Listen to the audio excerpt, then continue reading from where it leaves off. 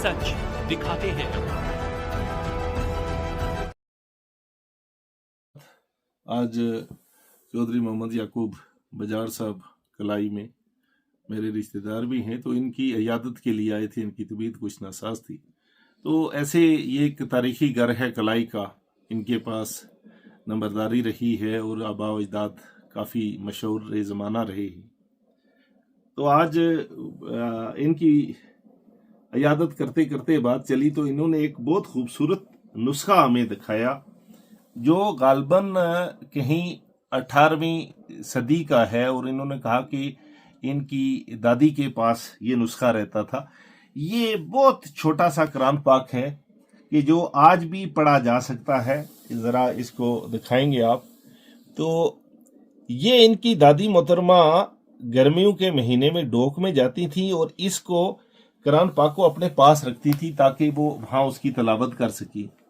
अब उस ज़माने में जब माल मवेशी लेकर डोकों में जाते थे और कई बार बारिश, ज़ाला बारी, बर्फ़ इनका सामना होता था और बड़ा कुरान पाक लेके जाना मुश्किल था क्योंकि बारिश में भीग भी सकता था।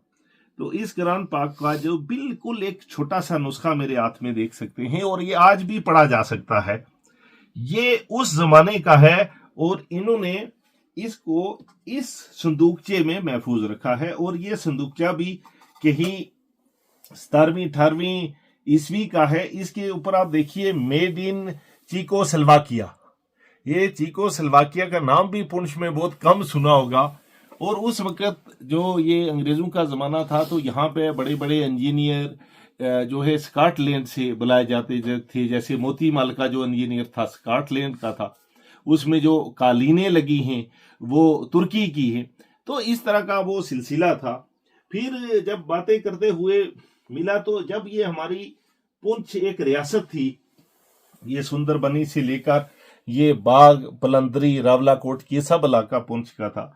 तो उसके इनके वालिद साहब को ये महाराजा की तरफ से सनद जारी हुई थी, दादा साहब को। हाँ, ये सनद जो है वो उनको मिली थी और ये सनद उस जमाने की है। ये आप यहाँ देख सकते हैं कि 13 बैसाख 1960 बिक्रमी यानी 1910 ईस्वी की ये सर्टिफिकेट है। और मैं मुबारकबाद देता हूँ कि इन्होंने ये इतनी खूबसूरत महफूज करके रखी है।